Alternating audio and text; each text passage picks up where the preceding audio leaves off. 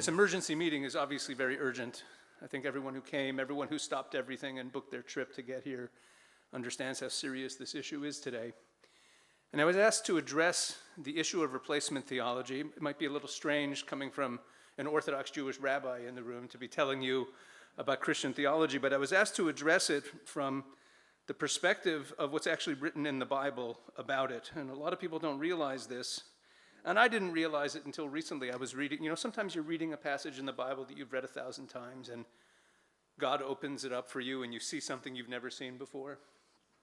Well, this happened to me a few years ago. And what I'd like to share with you, I'm going to tell you the punchline at the outset.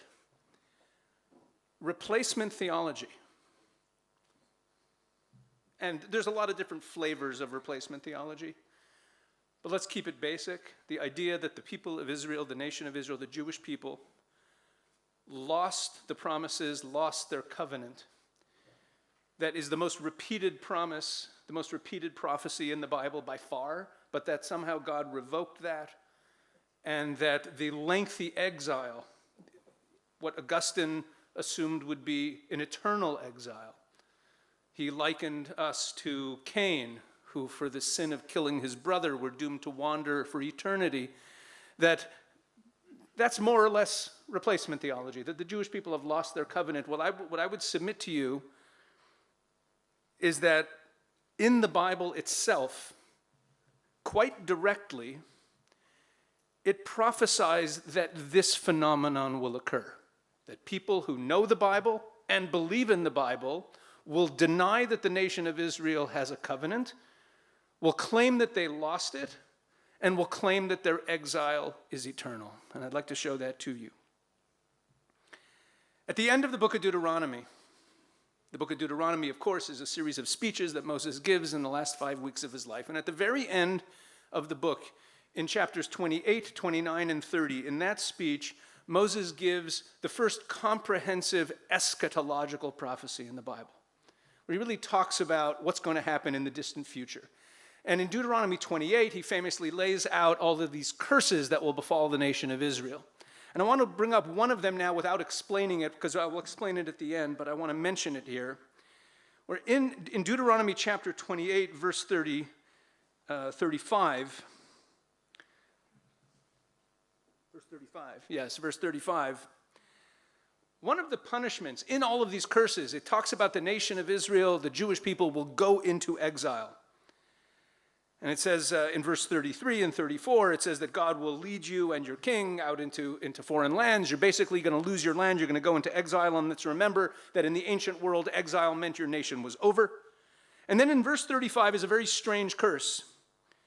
It says in Hebrew, V'hayita l'shama l'mashal v'lishnina b'chol ha'amim asher yenaikcha Adonai shama. And you will be an astonishment, a mashal, which means a proverb or a parable, and a shnina, which means something, a byword, in all of the lands where God will send you. So somehow this is tied to being in exile, that we're going to become a parable, a mashal. And the commentaries are a little bit confused, and they come up with all kinds of explanations. What does it mean to be a parable? What kind of curse is that? You will be a parable. I'll get to that soon. And then we fast forward after the curses in chapter 29. It speaks about that lengthy exile. And at the end of Deuteronomy chapter 29, there's a fascinating passage. And it speaks about the desolation of the land that goes on for a very long time. It refers to Hador Ha'acharon, which literally means the last era or the last generation, always translated in Christian Bibles as a later generation. But Acharon, anyone who knows Hebrew knows that the word Acharon has only one meaning. It means last. So at some distant point in the future, listen to what it says. The whole land is brimstone, salt, and burning. It's not sown, nor does it bear, nor does any grass grow there. I'm picking that up in Deuteronomy 29, verse 23. It's like the overthrow of Sodom and Gomorrah, Adman Savoyim, which the Lord overthrew in his anger and his wrath. And so it's mentioning the land is desolate. And we know that many travelers passed through this land throughout the 2,000 years of exile, and they found a desolate land. So this says that in the future, the nation of Israel will be in exile, because we were exiled in the previous chapter. And it's going to go on for a very long time, and people will come. And it says, and all the nations will say, why has the Lord done so to this land? What does all this great anger mean? And people will say, so why is the land desolate? The nation of Israel is in exile. It's going on for a long time. Why'd God do this? And people will say, because they have forsaken the covenant of the Lord, the God of their fathers, which he made with them when he brought them out of the land of Egypt. And they went and served other gods and worshiped them. Then the anger of God was aroused against this land to bring on it every curse that is written in this book.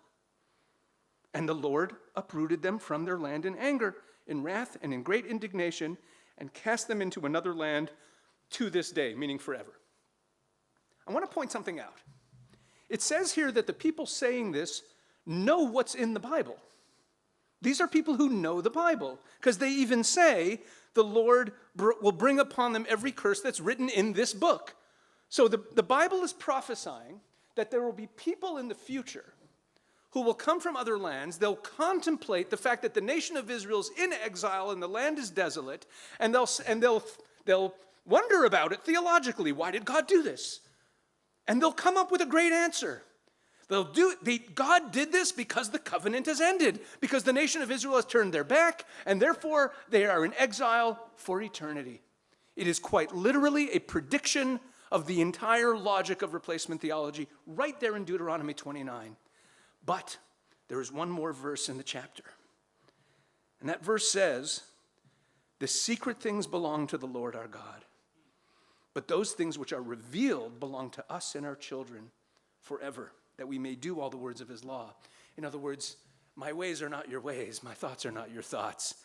This is what people will think. And then the very next chapter, the beginning of Deuteronomy 30, the very next verses, talk about the return. Even if we are scattered to the ends of the heavens, from there the Lord your God will gather you back to the land of your forefathers and make you more numerous and more prosperous than your ancestors in the land. That's what comes next.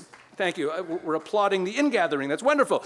But listen to what this is astonishing.